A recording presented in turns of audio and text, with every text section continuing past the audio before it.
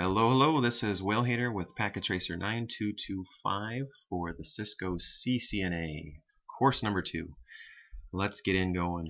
We got to configure some dynamic NAT. Now, dynamic NAT is different than static NAT, meaning that we're going to have a pool of addresses that we're going to hand out piecemeal to whoever is first in line.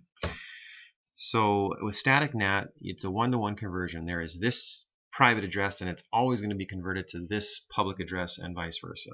Whereas dynamic, it's kind of like DHCP. There's a pool of addresses that are handed out.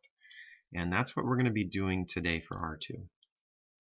So let's open R2. Let's get into this thing.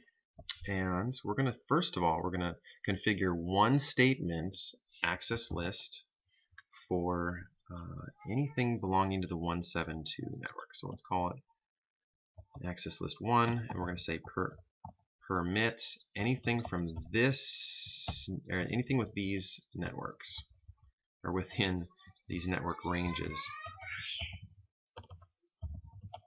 Okay.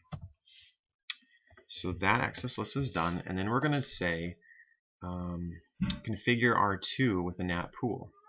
So to do that, we say IP NAT inside pool, and the pool's name is going to be NAT.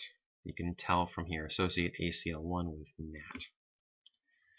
Okay, and then you're going to give your starting address 209.165.76.196. And with that /30 address range, it's going to count up from 196. It's going to go up 3 addresses. So 4 including 196. So you say 96, 97, 98, 99. So it's going to be this, this address, whatever, come on. This address, 99. Now we have to give our net mask, which is kind of like the traditional subnet mask. And that 252 is a /30. So we say enter.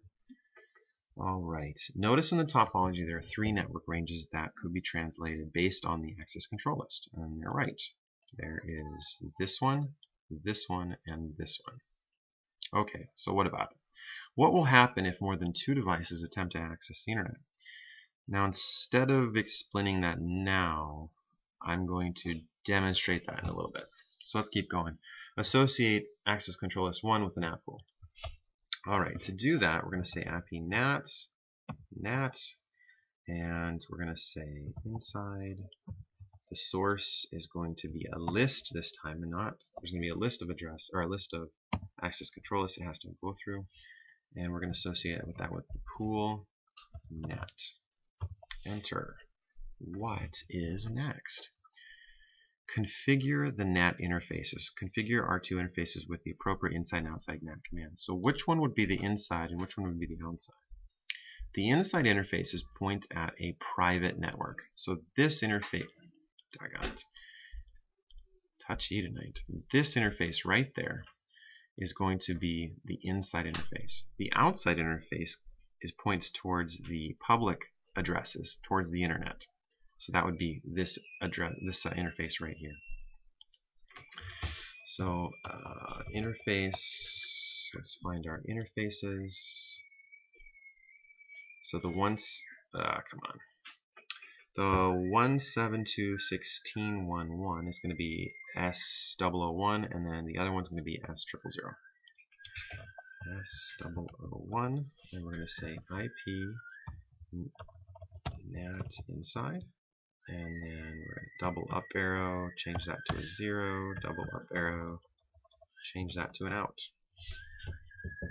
Okay, so now it should all be configured. Let's do this. Web browser. We're going to go to an address 209.165.201.5. Copy. Oops, this way. Paste. Let's do this one. Paste. Let's hop over to this mode. Let's just show all. See what's going on. and we're going to say go on each one of these. You'll notice that we get packets straight away. Okay, let's make this a little faster. What happens? Okay, all three of them send out their packets. We want to know. All three of them get to R1. R2, yep. And the third one, you see that got denied. Because really, this R2 doesn't have 4 addresses to hand out. It has 2 addresses to hand out. Why? Because with that /30, you have the first address is going to be the network address. The second address is going to be the first address in the range, the first assignable address. The second address is going to be the next, or that third address is going to be whoa.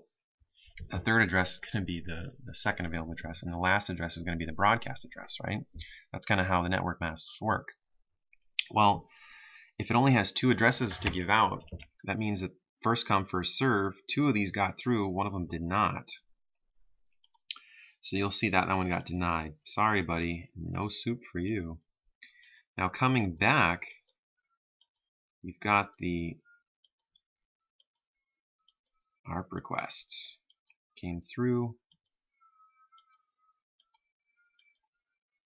Now here comes back the here comes back the HTTP. So it looks like PC1 and L1 are the ones that got it. Poor little PC2 doesn't get no love. So let's just switch over to real time. So L1, success. PC2, it's going to get a request timeout. And PC1, success. Well, that's it, guys. Thank you very much for watching. Please comment below if you've got any questions. And I don't know what you're thinking unless you comment below. Please subscribe as well. We're always coming out with new videos for your benefit. They're for you. Please subscribe. Okay, talk to you later.